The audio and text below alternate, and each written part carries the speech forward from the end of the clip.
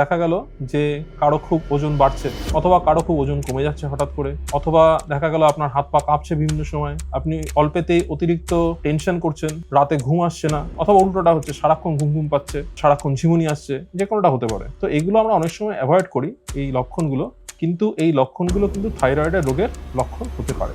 চলুন আজকে এই ব্যাপারটা নিয়ে তাহলে আলোচনা করা যাক।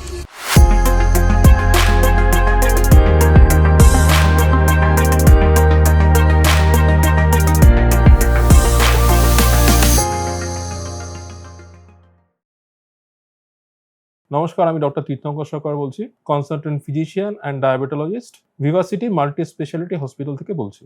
আমাদের গলার সামনে একটা ছোট্ট বাটারফ্লাই শেপের গ্ল্যান্ড থাকে, যেটাকে বলা হয় থাইরয়েড গ্ল্যান্ড। সেই থাইরয়েড গ্ল্যান্ড থেকে থাইরয়েড হরমোন তৈরি হয় এবং সেই থাইরয়েড হরমোন প্রধান ভূমিকা পালন করে আমাদের শরীরের মেটাবলিজম প্রসেসটাকে নিয়ন্ত্রণ করার জন্য। মেটাবলিজম হচ্ছে যে প্রক্রিয়াতে আমাদের শরীরে খাদ্য থেকে এনার্জি তৈরি হয়।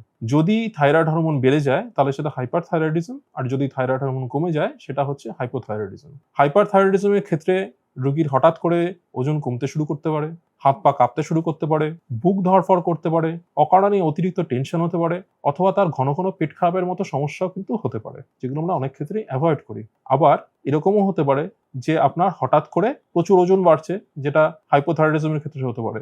শরীর সবসময় ঝিমঝিম করছে, শরীরে আপনি জোর পাচ্ছেন না, বা সারাক্ষণ ঘুম পাচ্ছে, প্রচুর পরিমাণে চুল উঠছে, ত্বক খসখস হয়ে যাচ্ছে। মেয়েদের ক্ষেত্রে আমরা বিভিন্ন রকম মেনস্ট্রুয়াল প্রবলেম পেতে পারি, মাসিক বেশি হওয়া বা কম হওয়া, অথবা মাসিক বন্ধ হয়ে যেতে পারে, অনিয়মিত হয়ে যেতে পারে। এই সমস্ত সমস্যা কিন্তু হাইপো বা হাইপার থাইরয়েডিজমের ক্ষেত্রে আসতে পারে। তো এটা ডিটেক্ট করা ভীষণই সহজ, একটা থাইরয়েড প্রোফাইল টেস্ট করেই বেসিক ব্যাপারটা ধরা যায়। সুতরাং এই ব্যাপারটাকে অ্যাভয়েড না করে আমরা যদি একটা নিয়মিত থাইরয়েড প্রোফাইল চেক করি, তাহলে অনেক সহজেই আমরা ব্যাপারটাকে ধরে ফেলতে পারি এবং চিকিৎসার মাধ্যমে এটাকে সম্পূর্ণ নিয়ন্ত্রণে আনা সম্ভব। সেক্ষেত্রে হাইপো বা হাইপার থাইরয়েডিজম অনুযায়ী আপনাকে ওষুধ খেতে হবে, যা ধরা পড়বে, এবং তার সাথে হয়তো আপনাকে ডাক্তারবাবু কিছু খাবার অ্যাভয়েড করতে বলতে পারেন, রেগুলার এক্সারসাইজ করতে বলতে পারেন। সুতরাং এই ব্যাপারটাকে সম্পূর্ণরূপে নিয়ন্ত্রণে আনা সম্ভব। অ্যাভয়েড না করে শুধু আমাদের সঠিক পদ্ধতিতে চিকিৎসাটা চালিয়ে যেতে হবে। এরকম যদি কোনো সমস্যা আপনার দেখা যায়, তাহলে সেটা নিয়ে হয়তো সময় নষ্ট না করে, বসে না থেকে, আপনি আপনার ডাক্তারবাবুর সাথে সেটা নিয়ে যোগাযোগ করুন।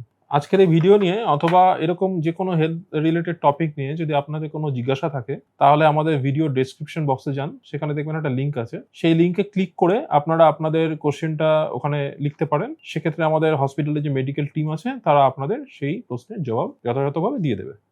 এছাড়া যে কোনো শারীরিক সমস্যার জন্য, যেরকম আমি বললাম, ডায়েট একটা অত্যন্ত গুরুত্বপূর্ণ বিষয়। তো আমাদের এখানে এক্সপার্ট নিউট্রিশনিস্টদের টিম রয়েছে, তাদের সাথে আপনারা যোগাযোগ করতে পারেন। তারা ডায়েট রিলেটেড যে কটা কোয়ারি আপনাদের আছে, আপনাদের ডায়েট কিভাবে হওয়া উচিত, আপনাদের জন্য কাস্টমাইজ ডায়েট কিভাবে করতে হবে, তারা কিন্তু আপনাদের সে ব্যাপারে সরাসরি গাইড করে দেবে। এছাড়া আমাদের হসপিটালে আরেকটা টিম রয়েছে, মুক্তি যোগা টিম। সেক্ষেত্রে যোগার মাধ্যমে আপনারা কিভাবে আপনাদের লাইফস্টাইল মডিফাই করতে পারেন, সঠিক লাইফস্টাইল কি হবে, সেটা কিন্তু আপনারা সেখান থেকে নির্দেশনা পেতে পারেন। তাদের সাথে যোগাযোগ করলে আপনারা সঠিক গাইডেন্সটা পেয়ে যাবেন। এছাড়া যে কোনো জরুরি স্বাস্থ্য পরিষেবার বিষয়ে আমাদের যে হসপিটালের এমার্জেন্সি টিম, হসপিটালের মেডিকেল টিম তারা রয়েছেন।